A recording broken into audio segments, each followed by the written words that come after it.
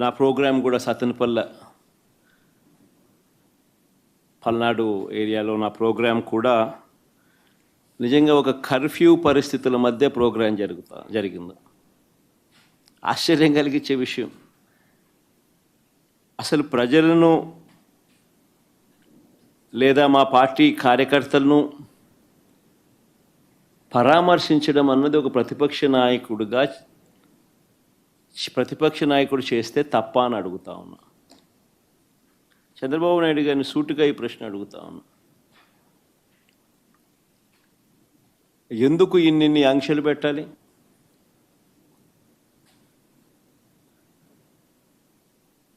ఎందుకు పోలీసులను ఎక్కడ పడితే అక్కడ పెట్టి ప్రోగ్రాంకి ఎవరు రాకూడదు అని చెప్పి ఆదేశాలు జారీ చేసి, ఎందుకు వచ్చిన వాళ్ళందరి మీద కూడా ఎక్కడికక్కడ కట్టడి చేసే కార్యక్రమం ఎందుకు చేయాల్సి వచ్చింది? చంద్రబాబు గారు నోట్లో నుంచి ఇటువంటి మాటలు వచ్చినాయి కాబట్టే ఎన్ని అడ్డంకులు క్రియేట్ చేసినా ప్రజల్లోనూ కార్యకర్తల్లోనూ ఒక విప్లవం వచ్చింది. నిన్న ప్రోగ్రాం ఎలా జరిగింది అన్నదానికి నేను చెప్పాల్సిన పనిలా, బహుశా నాకన్నా కూడా మీ అందరికీ కూడా ఎక్కువ అవగాహన ఉంటుంది. కానీ ఒక ప్రతిపక్ష నాయకుడు ప్రజలను కలవడానికి వెళ్ళినప్పుడు కానీ, లేదా పార్టీ నాయకులను పరామర్శించడానికి వెళ్ళినప్పుడు కానీ ఎందుకు ఇలాంటి ఆంక్షలు విధించాలని అడుగుతా ఉన్నా. మొన్న పొగాకు రైతులకు సంబంధించి పొదిలి వెళ్తే నిజంగా అక్కడ కూడా ఆశ్చర్యం కలిగించే విషయం, పొగాకు రైతులు అష్టకష్టాలు పడతా ఉన్నారు. పండించిన పంటకు గిట్టుబాటు ధర రావడం లేదు. అలాంటి నేపథ్యంలో 2 ఆత్మహత్యలు జరిగాయి పరుచూరు, కొండేపిలో. ఇలాంటి పరిస్థితుల మధ్య అక్కడ జరుగుతూ ఉన్న పరిస్థితుల మధ్య రైతులకు సంఘీభావంగా ప్రతిపక్ష నాయకుడు అక్కడికి వెళ్తే ఆ కార్యక్రమంలో ప్రజలు పెద్ద ఎత్తున పాల్గొంటే దాదాపుగా 40,000 పైచిలకు మంది ఆ కార్యక్రమంలో పాల్గొంటూ ఆ ప్రోగ్రాం జరుగుతూ ఉన్నప్పుడు 40 మందే, ఎంచినా కూడా అంతకన్నా ఎక్కువ మంది కూడా కనపడరు. 40 మందితో నువ్వు 40,000 మంది జరిగే ప్రోగ్రాం మీద రాళ్ళు వేయాలని ప్రయత్నం చేస్తావు. ఆశ్చర్యం కలిగించే విషయం అది. ఏం జరుగుతూ ఉంది?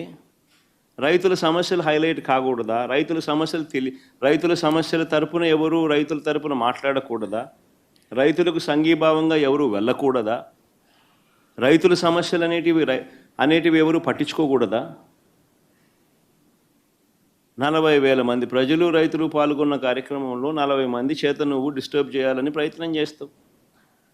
ప్రయత్నం చేసి ఇంకా రైతులు, ప్రజలు సమన్వయం పాటించారు కాబట్టి 40,000 మంది 40 మంది మీద పడలా. ఒకవేళ పడుంటే పరిస్థితులు ఏ మాదిరిగా ఉండేదో నేను చెప్పాల్సిన అవసరం లేదు, ఎవరైనా ఊహించుకోగలుగుతారు. 40 మంది చేత గొడవ నువ్వు చేయిస్తావు, ఉల్టా రైతుల మీద నువ్వు కేసులు మళ్ళా పెడతావు.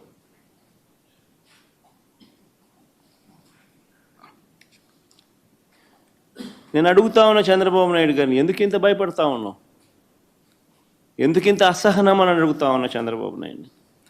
ఈరోజు రాష్ట్రంలో ఏ పంటకు గిట్టుబాటు ధర రాని పరిస్థితిలో రైతు ఈరోజు వ్యవసాయం చేస్తూ ఉన్నాడు. వరి కొనుగోళ్లకు సంబంధించి రైతు 300 రూపాయలు తక్కువ రేటుకు ధాన్యం మొన్న అమ్ముకోవాల్సిన పరిస్థితి దళారులకు.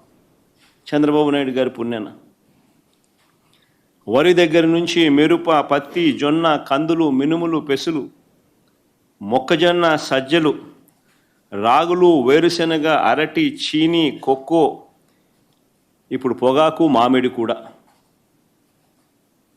ప్రతి పంట కూడా ఏ పంటకు కనీస మద్దతు ధర రావడంలా. రైతులు అష్ట కష్టాలు పడతా ఉన్నారు. ఈ మధ్యకాలంలోనే పల్నాడు జిల్లాలో 2 ఆత్మహత్యలు పొగాకు రైతులకు సంబంధించి పల్నాడు కొండేపిలో జరిగితే 2 రోజుల కిందట పల్నాడులో కూడా చిలకలూరుపేట నియోజకవర్గంలో, వినుకొండ నియోజకవర్గంలో 3, చిలకలూరుపేటలో 2, వినుకొండలో 1, మరో 3 ఆత్మహత్యలు చేసుకున్న పరిస్థితులు.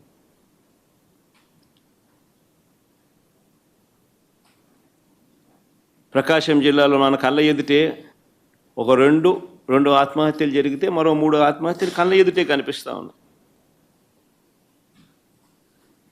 అయినా కూడా ఈ ప్రభుత్వం పట్టించుకునే పరిస్థితి లేదు. అయినా కూడా రైతులకు తోడుగా నిలబడే కార్యక్రమం అంతకన్నా జరగడం లేదు. ప్రజల సమస్యల పట్ల ఎవరైనా కూడా గొంతు విప్పితే చాలు చంద్రబాబు నాయుడు గారు నోట్లో నుంచి వచ్చే మాటలు ఏ స్థాయిలో ఉన్నాయనంటే భూస్థాపితం చేస్తాడట.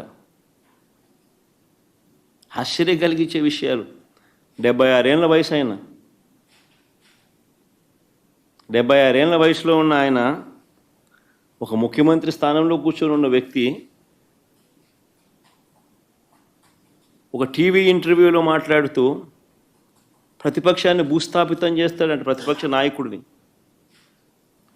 నాయకుడు పేరెత్తి ఆయన ప్రతిపక్ష నాయకుడిని భూస్థాపితం చేస్తారంట.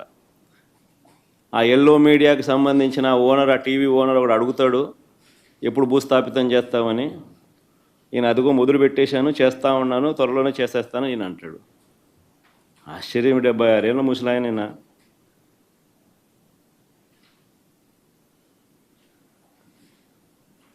ఈ వయసులో రెడ్ బుక్ రాజ్యాంగ పాలన ఏమిటి, ఈ బెదిరింపులేమిటి, వాడిని తొక్కుతా వీడిని తొక్కుతా అన్న మాటలేమిటి?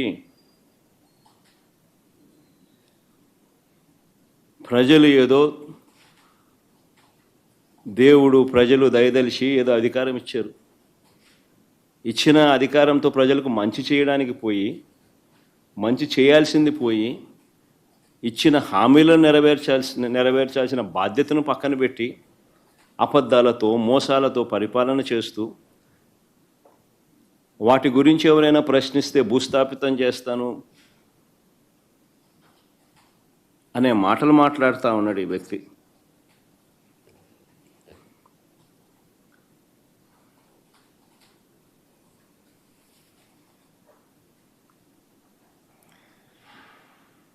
ఈ చంద్రబాబు నాయుడు గారి పాలనలో అసహనం అనేది ఏ స్థాయిలోకి పోయింది అని అంటే, ఏడాది కాలంలో ఈ ప్రభుత్వంలో ఏ ప్రభుత్వము కూడా గతంలో ఎప్పుడు చూడని విధంగా వ్యతిరేకతను చంద్రబాబు నాయుడు గారు ఈరోజు చూస్తూ ఉన్నారు.